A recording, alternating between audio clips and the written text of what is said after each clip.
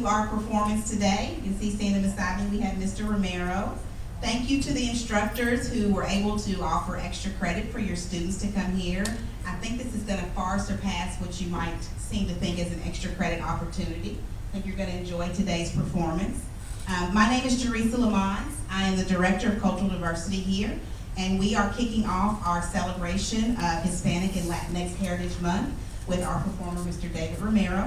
So I'm going to read you a little bit from his bio.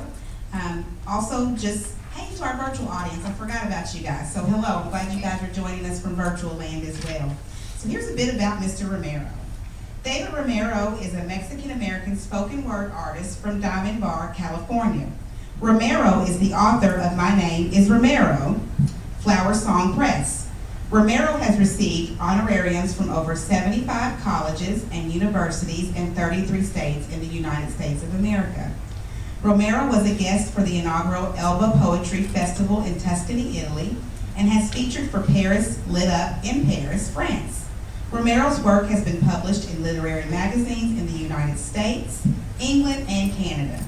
Romero even offers a scholarship for high school seniors interested in spoken word and social justice. It is called the Romero Scholarship for Excellence in Spoken Word. So we are very excited to have Mr. Romero here today. I also want you to keep in mind, be sure you sign in if you're a student. Don't email me asking for verification because I won't give it to you. And then also at the close of our event today, we're going to have some Mexican-American cuisine that is prepared by our ECTC Culinary Arts program that is free in order to highlight and celebrate our performers' heritage. So, without further ado, Mr. David Romero. All right, give me a round of applause. Yes. And give a round of applause for Teresa Lamont for bringing me out here. It's such an honor and a pleasure. So yeah, my name's David A. Romero. I will be presenting on breaking Latinx stereotypes to usher in Hispanic Latinx Heritage Month. All right, so let's start off with our first stereotype here. Very often people get confused about this. So here I have Mexican dancers, and there is a stereotype that all Latinx people, all Hispanic people are Mexican. No, no, no. We're gonna get into the details of that. All right, so why do people have a tendency to think about immigration, border crossing, or even the US-Mexico border in close proximity to the United States? Yes. And another reason that informs that, well, why are there so many Mexicans in the United States? Well, there's so many Mexicans in the United States because not only do we share the border, but much of the American Southwest, California, parts of Washington, Colorado, Arizona, New Mexico, Texas, were once part of Mexico. And before that, we're part of New Spain, the Viceroyalty of New Spain. And before that, we're indigenous lands, where our peoples moved freely. All right, so yeah, but that being said, the majority of Latinx Americans are Mexican. You can see this blue pie slice, but there are also populations of Puerto Ricans, Cubans, Colombians, Dominicans, Salvadorans, Guatemalans, Hondurans, Ecuadorians, Peruvians, some Chileans. So yeah, the list goes on, and it is a beautiful diversity of culture. So yeah.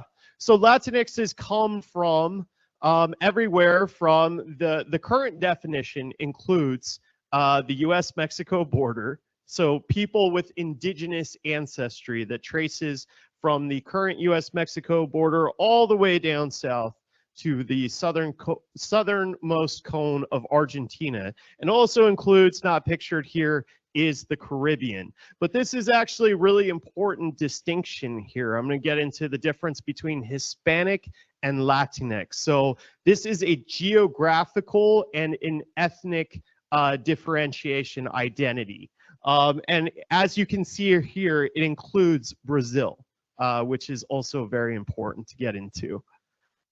Yes, so as I mentioned previously, so yes, here we have the Caribbean, so peoples from Cuba, from Jamaica, Haiti can also be considered Latinx as well. Puerto Rico, of course, being a territory of the United States. Yeah, and there is such a thing as Latino Caribbean, and it is its own culture, Latinx Caribbean culture. It has its own music, its own fashion, its own cuisine. We'll get into more of that in detail later. All right, so second stereotype, all Latinx people speak Spanish, Español. No, this is not true. Yes, so Latinx people, so as I mentioned, Brazilians speak Portuguese. They were colonized by the Portuguese, so they speak Portuguese. And also in Mexico, as well as throughout many of the countries in Latin America, and the the people who come here from those different nations also speak a variety of indigenous languages. They never took to Spanish, or they prefer speaking their indigenous language. So the primary indigenous language in Mexico, for example, is Nahuatl.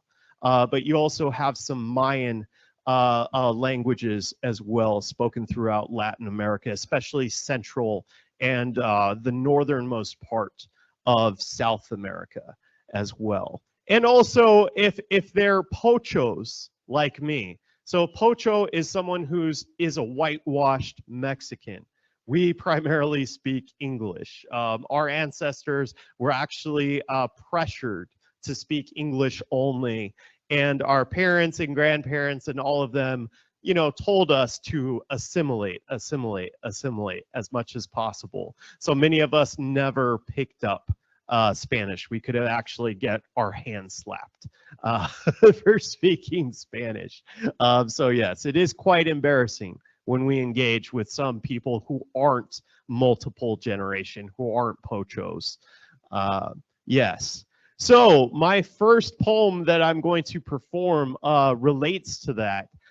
This is a poem about how I don't speak Spanish, and I'm very embarrassed about that. Hola, ¿cómo está? Me llamo David. Yo no hablo español. Un poquito. I will grow as paranoid as any gringo or gabacho over Spanish spoken. The Spanish I can understand. Escúchala y comprende. Es la palabra verdad. This poet spits in Spanish to cover up the fact that he doesn't have anything interesting to say in any language. Es la palabra verdad. Es la lengua del pueblo. Es la lengua de la Mexica. Hold your tongue. Do not think to criticize me for speaking English when you too so proudly speak the language of your European rapists, murderers, and conquerors, Spanish. Now tell me who's brainwashed, whitewashed. No hablo español? Oh, come back to me when your tongue can hold words in the ancient language of the Mexica Nahuatl. Oh crap, this poet does spit in Nahuatl. Now what? Keeping it realer than real, more authentic than authentic, looks like we're at a Mexican standoff. Well, there may be 50 ways of saying snow in Inuit, but all of them describe the same substance, meaning there are truths that can be described in any language. Make me more Mexican, a simple statement, a declaration, a cry for help. I heard they were performing the procedure somewhere in a dilapidated warehouse in Tijuana. It involves infusions of chile, gargling mole, consuming peyote infused chiclets, classes on how to sell oranges, be priests, architects and presidents, cops and convicts, sinners and saints. It involves baptisms in dirty sinks filled with salvation and jarritos, splashes of tapatio, baptizing your tongue para la lengua to spit fiery words, puto, puta, chingon, chingada madre. These words are whole and holy, spoken in backyards and barbecues, weddings and quinceañeras. Yo no hablo español, un poquito. Make me more Mexican, indigenous and genuine. Hail my head and smoke trails of sage. Take me to sit at the feet of the pyramids, so that these visions of me as sore-thumbed, pink-skinned, sunburnt Indian praying to the four winds won't seem so shallow and ridiculous. Yo, no, I dedicate this to the temple of football with an entrance shaped like a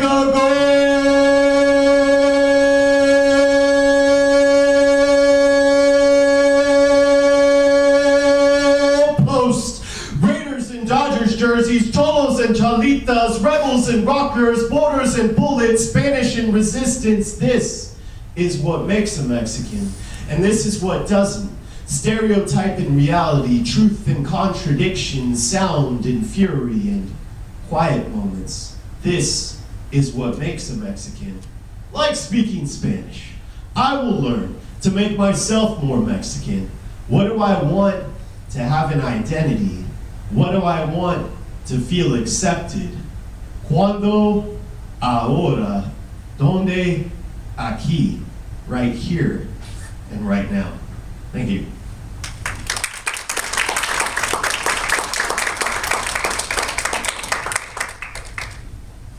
Thank you. All right, so let's go over this. So the difference between Hispanic and Latinx. So a lot of people think that these words are interchangeable. They are not. They mean two different things, but they do there is a lot of overlap between who is being spoken about between the two. So let's go into this. So they actually, yeah, like I said, this is a great way of understanding the overlap between the two. So Latinos, as I mentioned, it has to do with indigenous ancestry indigenous to the Americas. So that could include North, Central, and South America. Hispanic is includes Spain. So Spaniards in Spain currently are also considered Hispanic. So it is the focus, the primary focus of the term Hispanic is rooted to the Spanish ancestry and the use of the Spanish language. So as we could see here, Latinos would also include Brazilians and people within the Caribbean who might have more English ancestry or French ancestry and other various. And yeah, to point that out, so just to give a root for it. So the origin of Hispanics ties in with the Spanish Empire. So in the late 1400s, 1500s, the Spaniards moved over, of course, discovered the New World via Christopher Columbus, and eventually colonized this large landmass all the way up to Alaska and all the way down here to Argentina. The Portuguese settled in Brazil, so that's why that was not part of that. All right. So let's go to another stereotype. So the idea that all Latinx people look the same. And can anyone tell me the national origin of Miguel and Coco? What country he's from? Mexican. Yes, he is Mexican. Yes. Who can tell me the national origin of Mirabel? Colombia. Colombia. Yes. Yes. So you can see Disney has, chosen to portray them very similarly, but that's just kind of shapes of faces. But yes, so there is a certain look that is associated with Latinx people, but Latinx people come in all colors, sizes, shades, differences in hair. So yes, there are some Latinx people who are more Anglo appearing, so that's, fair skin, green or blue eyes, and there are also Afro-Latinx people, of course, who are much more African in appearance and everything in between. So I have a poem that kind of deals with some of these issues. It is the signature poem of my collection. My name is Romero. And in this poem, I talk about the diversity, yes, within my own family as far as how we appear. It happens every single night. Telemarketing Juliets calling from their ivy-covered balconies, calling for their star-crossed lovers, calling, hello, is Mr. Romeo in?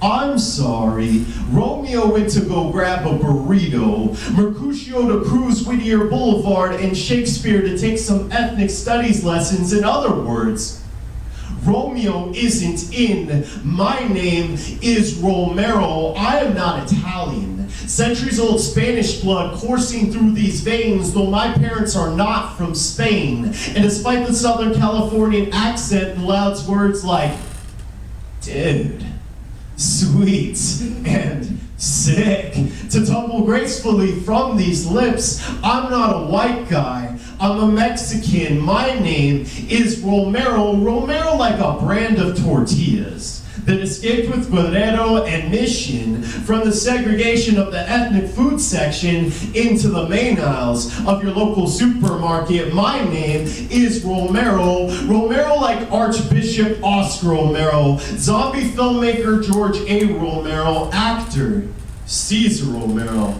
Yes, before Jack Nicholson, before Heath Ledger, a brown man played the Joker. They dressed him up in purple suit, green wig, and white face, though he would not shave his suave and sexy Latin mustache. No, he was a Romero. I am a Romero. My parents had dark hair and dark eyes. When I was 7, my brother lied, told me that my father was the mailman. How could you be the son of our parents with your blue eyes and white skin? Well, brother, like Jerry Springer or Maori, the DNA results are in. I am a Romero, and I know what some of you are thinking, that I'm just another white guy trying to prove he's a Latino, or just another Mexican, chest beating his chest, beating whatever reputation he has left in the process, trying to convince you that his family, his country, his nationality are better than you. Well, I know as well as anyone that we are all the children of Africa, roots of no single family tree, but of a flourishing forest that grows collectively towards a magnificent destiny, shining, radiating beauty. Just please, close your eyes. You can see it. But forget that. The name of this poem isn't "We Are the World, We Are the Children." No, the name of this poem is "My Name is Romero," because if you're not proud of who you are, then what are you going to be proud of? And if you don't know where you come from, how are you supposed to know where you're going? And I know one thing, that the name of my father and my father's father and his father's father before him was Romero. Thank you.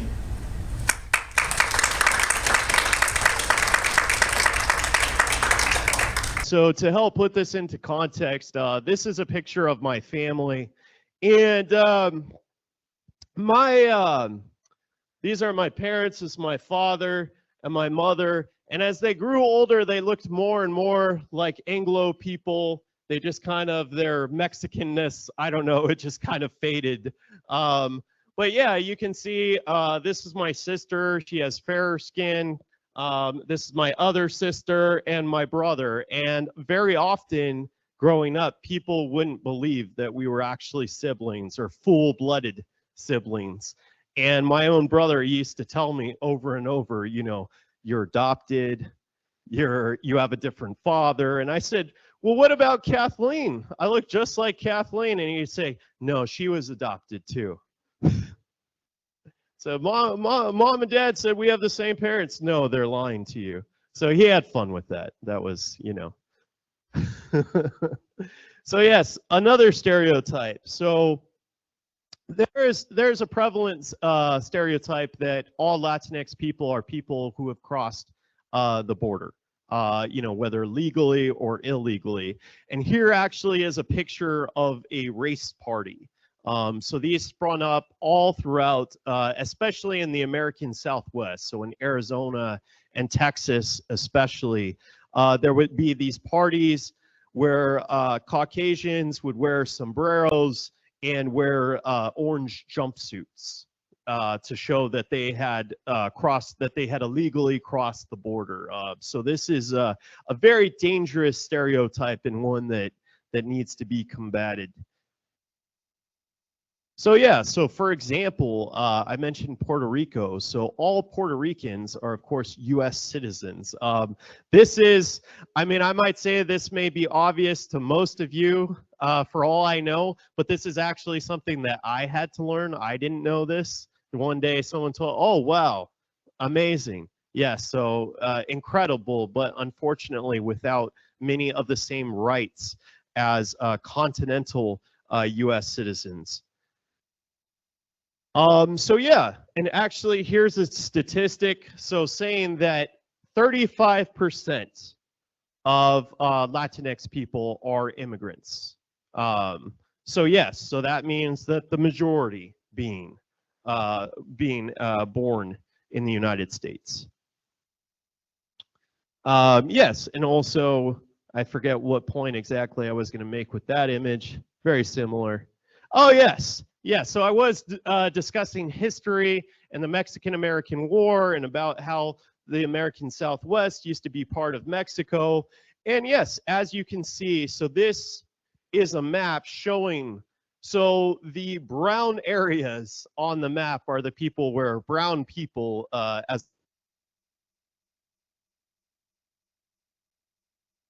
congregated. So yes, you can see the American Southwest here is the place with the highest concentration of Latinx people, and that makes sense because it is close to the border and there is a precedent for the culture to be established here as it was once part of Mexico.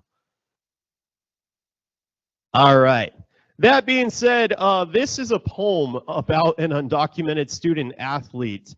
I was inspired to write this poem after meeting Isaac Barrera, who was an undocuqueer activist. I met him at a community arts center in Boyle Heights, California, Boyle Heights, Los Angeles, called Corazon del Pueblo. And he told his story about how he was a record-setting running back for Belmont High School there. And there was just a certain point where he realized that there was a ceiling on his dreams because of his undocumented status. So this poem is called Undocumented Football. When life throws everything at you, don't drop the ball. Don't drop the ball. Blue 42, set, hike. A brown quarterback's fingers tighten around the white laces of a football. Roosevelt versus Garfield, they meet today upon an annual battleground where local legends spell rivalry in defensive and offensive formations. Upon this old field, in this dirty stadium, football sounds a lot like Boyle Heights, like East LA, like years of pride and history. Sounds like Roosevelt is in motion. Number 42, Miguel is with them, crossing the line of scrimmage, clad in red and yellow. His muscles tell a story. Miguel has always been running from La Migra, Las Placas. Everyone who wants to stop him, ask him, ¿Dónde están los papeles? Where are your papers? Miguel's too fast though. How fast? Too fast. Too fast for borders, laws, checkpoints, dogs. Too fast for fences, ditches, detention centers, and walls. Definitely too fast for the fool. Unfortunate enough to be D'ing up on him now. Through it all, under the glare of stadium lights, past the cheering, booing, chanting, and screaming, through a maze of players like a beam of holy light, Miguel's vision is clear. He loves his game. It gives him focus, gave him purpose. Miguel will be defined by this moment. He knows this. No college will recruit him. His record doesn't really scream draft pick, but that's not the issue. Miguel never cared for politics.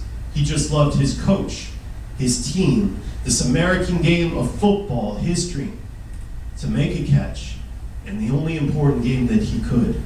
Miguel will not score the winning touchdown. This game will be added to a losing record that will make for a losing season. There's so many reasons for Miguel to drop the ball. Walk out of the stadium, just another statistic. Undocumented student, faceless, immigrant, there are so many reasons for Miguel to drop the ball. So as it spirals towards him, carrying the weight of a future unfathomable, he repeats to himself like a prayer, "Don't drop the ball. Don't drop the ball." So he catches it like how he catches his diploma, like how he catches his degree, like how he catches the hand of his high school sweetheart, and they cross the threshold of that goal line together. He cradles the ball in his arms like his son John, firstborn legal, firstborn free to pursue his dreams and not always be running. So damned hard. This is just one story from the East LA Classic. Roosevelt versus Garfield, just one game for Miguel of undocumented football. Thank you.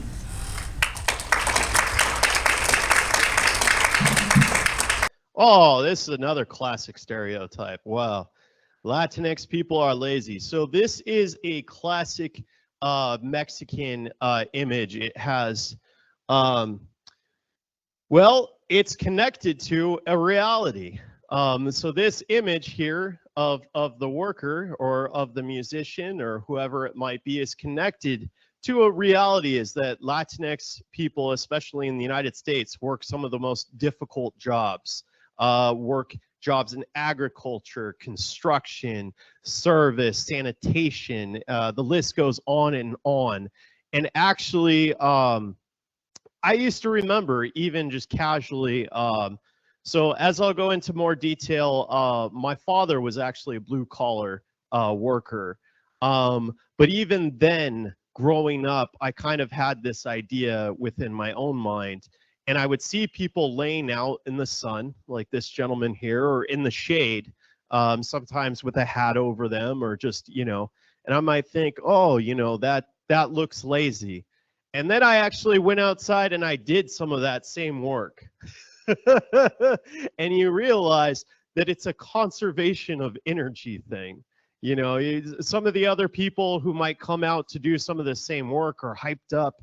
You know, let me drink an energy drink, let me do coffee, you know, and a lot of people crash. And the reality of doing such difficult labor is that you really just have to, you know, relax afterwards. So this image, it has this, even a stereotypical image such as this, it has a very practical root in the nature, very nature of the labor being done.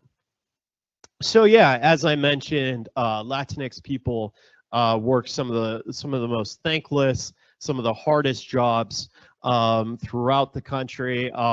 Yeah, and increasingly in manufacturing and meat packing, I've learned about that throughout the South and the Midwest. Latinx immigrants are coming in and occupying some of those industries. So very, very fascinating stuff. And yeah, there's a movie called A Day Without a Mexican, which speculates if all the Mexicans just suddenly disappeared and, you know, the world goes, especially Southern California, goes into chaos. So yes. All right, so this poem is, this is about my father. And as I mentioned, he was a both a blue-collar worker and a supervisor for a state agency that would be responsible for highway maintenance, known as Caltrans in California. This poem is called Gorilla Arms.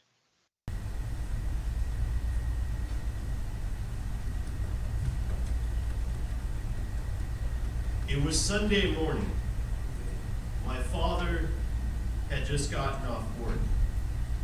Overtime shift, family room, pink box of donuts. My father's blue work shirt that put them on the table. Exhausted but happy, spending time with the family, his arms on the table, muscular, sweaty, heavy, hairy arms. A bratty, snotty-nosed child, I looked across the table and told him, "You look like a gorilla." It wasn't just the words, it was the cock of the head, the wrinkling of the nose, the arch of the eyebrow. It wasn't just the words, it was the sneer tucked inside of them. You look like a gorilla.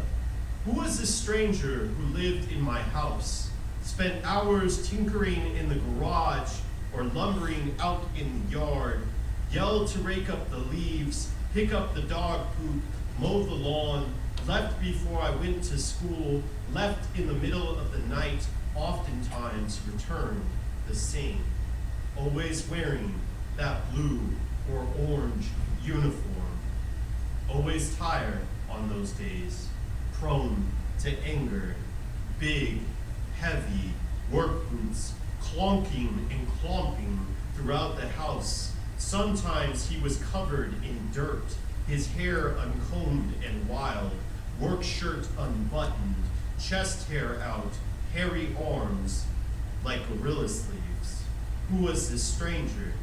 He was my dad, my father. You look like a gorilla.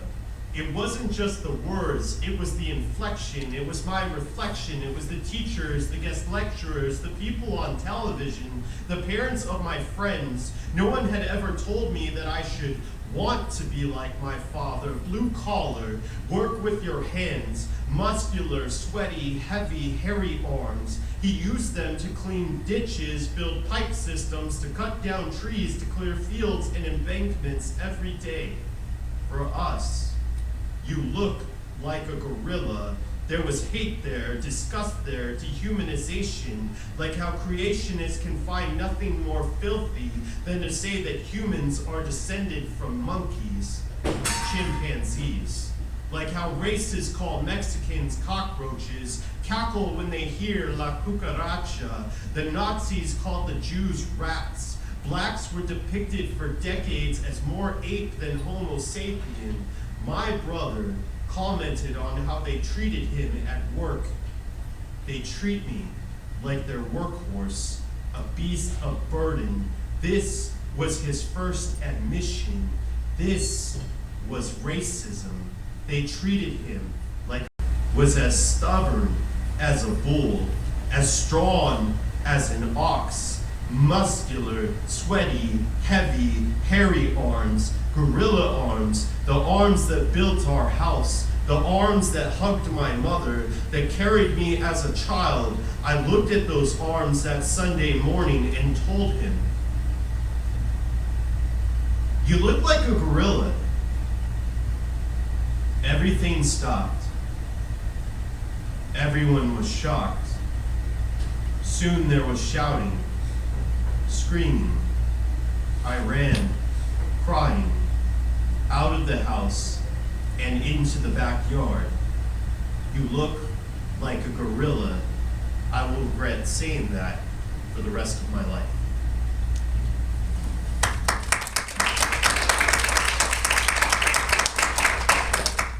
Let's go through another stereotype. So Latinx people in the U.S. are mostly poor. So this chart actually shows that within the last few years, Hispanic people within the United States, that of course overlaps with Latinx people, have the highest growing median income in the United States amongst all ethnic groups. And of course, you know, aside from just the blue collar jobs, Latinx people in the United States are entrepreneurs, are business owners, CEOs, politicians, lawyers, realtors, school teachers, etc., etc., etc. All right, here's another stereotype, that Latinx people do not contribute to the U.S. economy.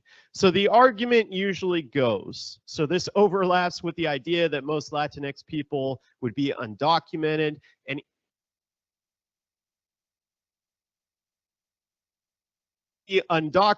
and would therefore not pay taxes. So that would be a big, that would be the idea here. The other idea being that all of the money is being wired to Latin America. So let me deconstruct both. So first of all, Latinx people contribute in aggregate over $1 trillion to the United States economy, contributing in all of these different fields.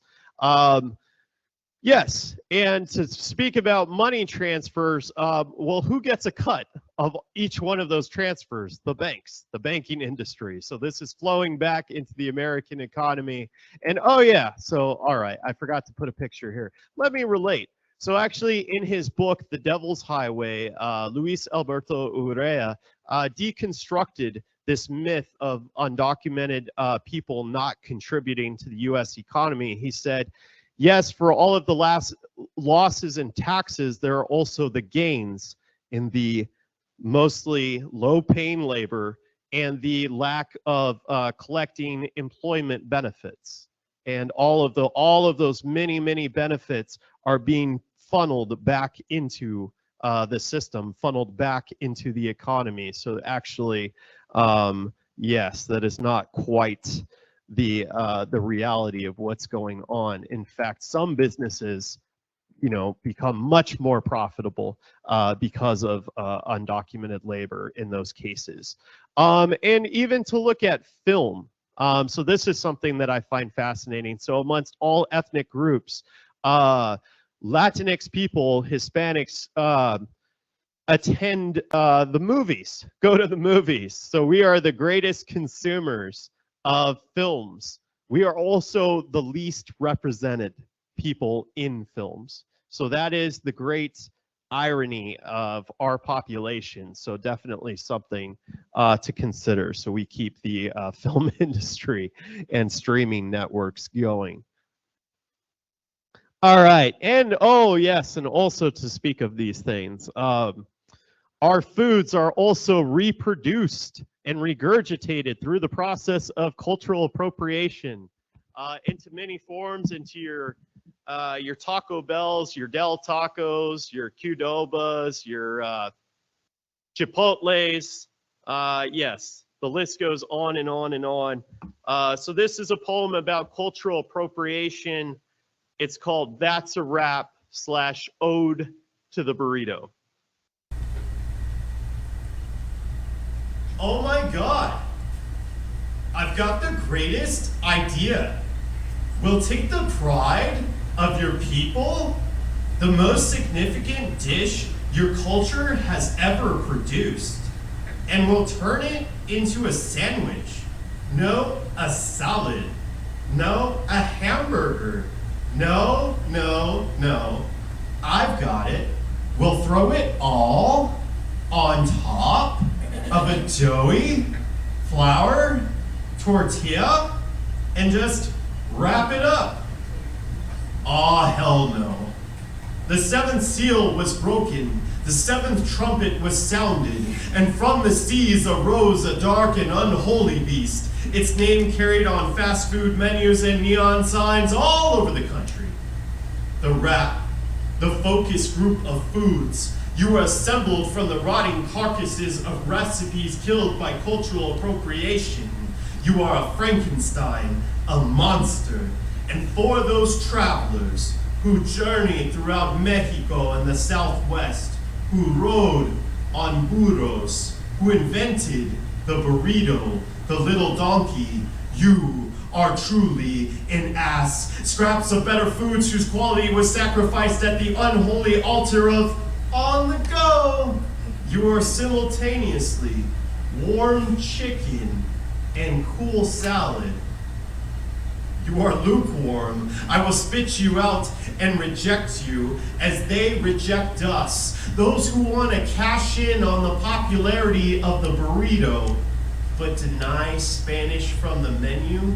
Those who love Mexican food, but hate Mexicans. And what have we given to the world? The burrito is a pillow for your mouth. It is a voluptuous breast, a full butt cheek. It is something to get lost in. It is carnitas, carne asada, and not ground beef, with a side of beans and rice, guacamole please, but no pinche sour cream. The burrito is quite simply an essay on humanity's struggle for greatness. Greatness achieved. It is all the things that a rap is not. Ban raps forever. Burn all images of their name and likeness in effigy. And on that brave new day, you'll find me at El Tepeyac in Boyle Heights, Los Angeles, eating a burrito as big as your head. The end. Thank you.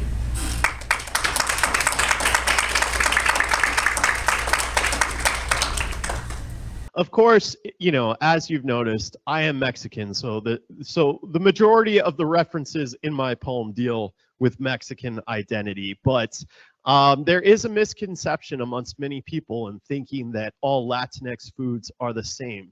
They are quite different. So yeah, and I've seen this, you know, a fair share of times. So this is, you know, this would be your typical Mexican cuisine, a burrito or chimichanga, guacamole, chips, a taco, whether it be hard shell or soft shell, beans, rice, the rice being Spanish rice, so it has the tomato sauce. Yes, and to go into the particularities of that. But if you contrast that with other Latinx foods, so for example, here's Salvadoran food. So Mexicans, we have tamales at Christmas very often. We gather together and we make those. It's a wonderful experience, brings the family together. But yes, it's not uncommon throughout Latin America to see tamales made in quite a different way. The masa is different. Mexicans, we use hojas, which are corn husks. They use sometimes would use banana leaves or other things in order to wrap those up. The size, the ingredients might be different. Of course, pupusas are a wonderful Salvadoran cuisine, and yes, just all kinds of differences. And this would be more close to Caribbean or Peruvian cuisine. You know, plantains are very popular amongst Caribbean, South American. The rice is not Spanish rice, so they don't like Spanish rice.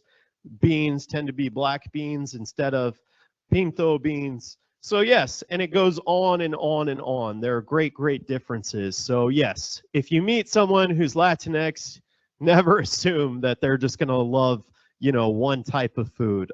They're very different from country to country to country.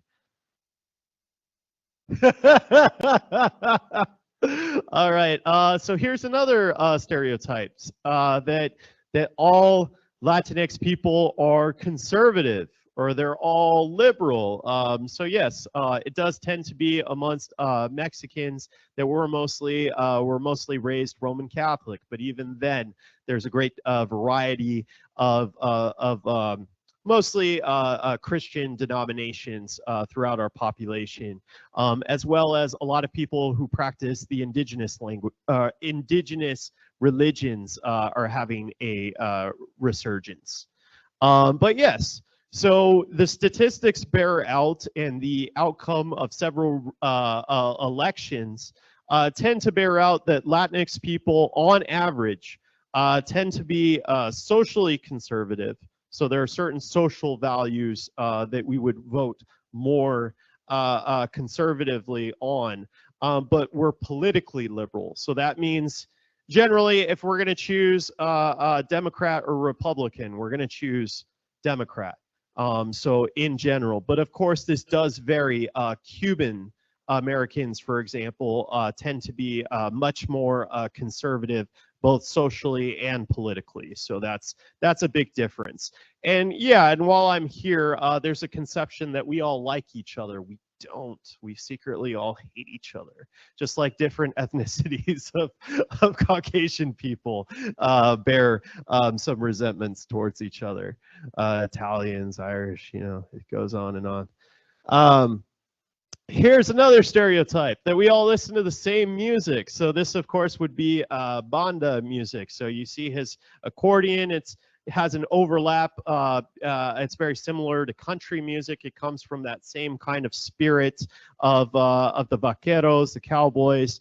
But yes, all across Latin America, different styles. Here in the United States, there are rappers, jazz musicians, classical musicians, folk, and yes, it goes on and on and on and on.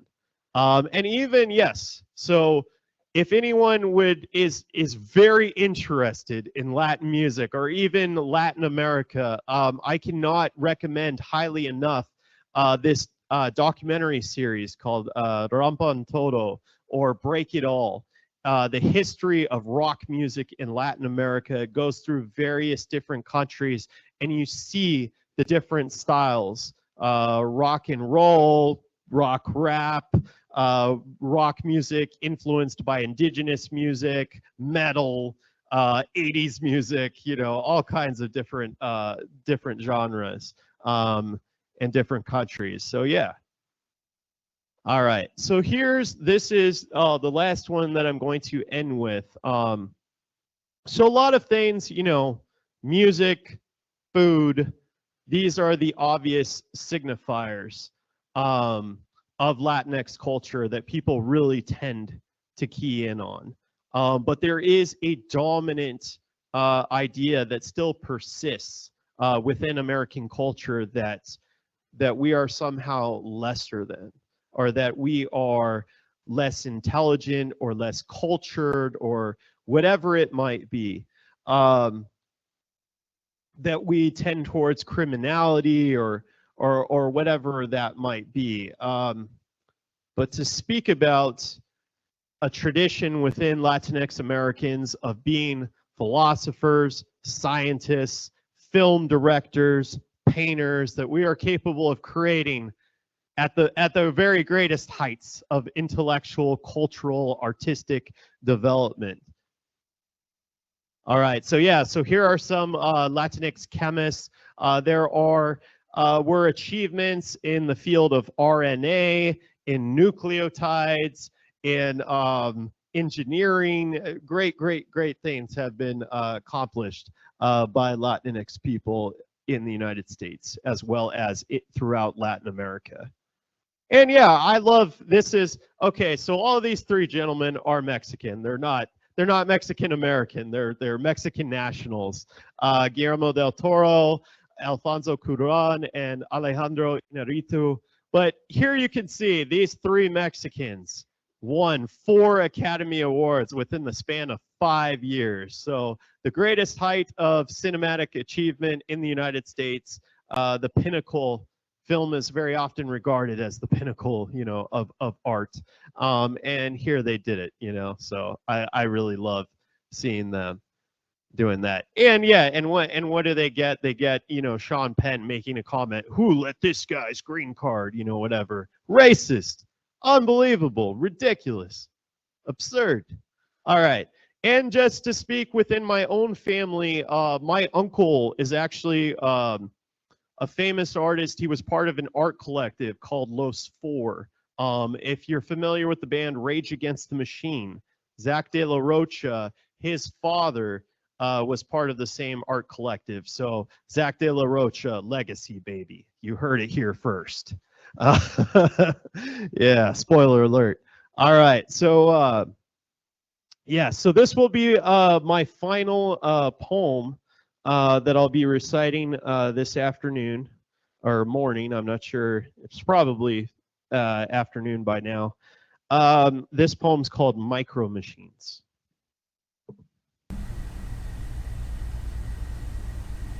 Mexican kid with the white skin and blue eyes. Oh, did I turn it off? Very clever. There you go. All right.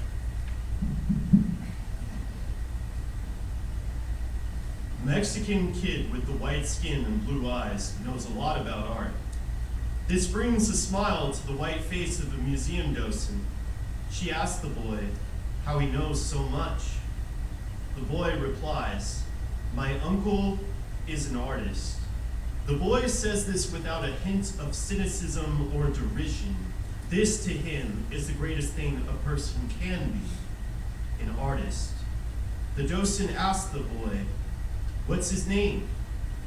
Frank Romero. What does your uncle paint? Cars. He paints old cars. American cars from the 1920s through 50s. LA, palm trees, freeways, and familiar streets as the background. Always bold in color with a zigzagged impasto stroke, the kind of thing you see that immediately makes you say, that's a Romero.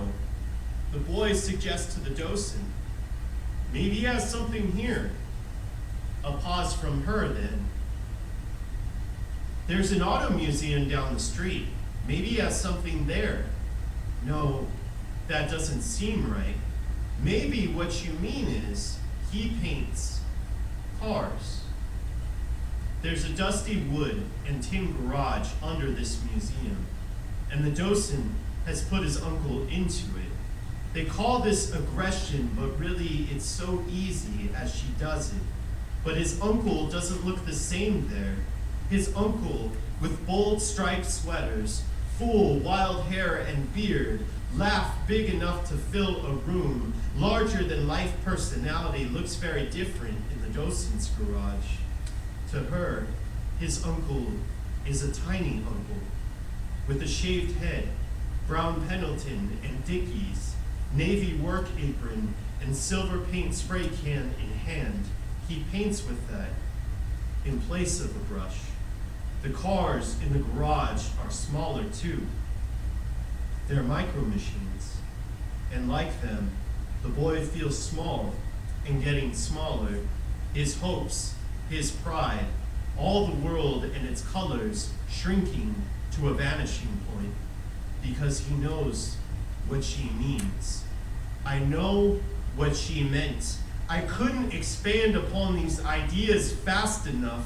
There is nothing wrong with painting cars, painting pictures of cars, or dressing like a cholo, but we are not all the same. You can't paint us all with the same brush, fit us all into the same stroke. Whatever the medium, there's nothing wrong with taking pride in your work, but what is wrong to assume that any one of us can't be acclaimed, can't hang in your museum. Give him the top floor, because my uncle is an artist, a painter. His work has hung in galleries the world over. You can find him in the Smithsonian, see his mural in LA by the 101, and yes, he, like me, is a Mexican. My uncle is an artist, a painter who's been paid to paint cars that were literally bigger than the Mona Lisa. My uncle is an artist, a painter, and like me, he knows how to use the principle of diminution, which is making objects smaller in a piece of art to help create a sense of perspective. My uncle is an artist, a painter, and he doesn't get paid to talk about paintings. He gets paid to paint them, with checks larger than your desperate attempts to try and reframe him. And I won't let any of you make me feel small about any of us ever again. Thank you.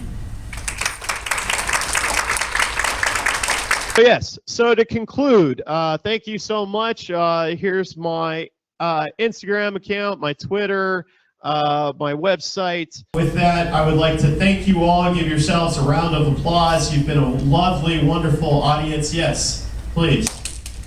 All right. Thank you very much. And I hope you enjoy the rest of your day and the rest of your Hispanic Latinx Heritage Month, all the way to October 15th. Half and half. Oh yes, and yeah, if anyone wants to take pictures, yes, I welcome that. And I have books for sale. They're $20. I have I take Venmo and cash. No credit cards, unfortunately. Thank you.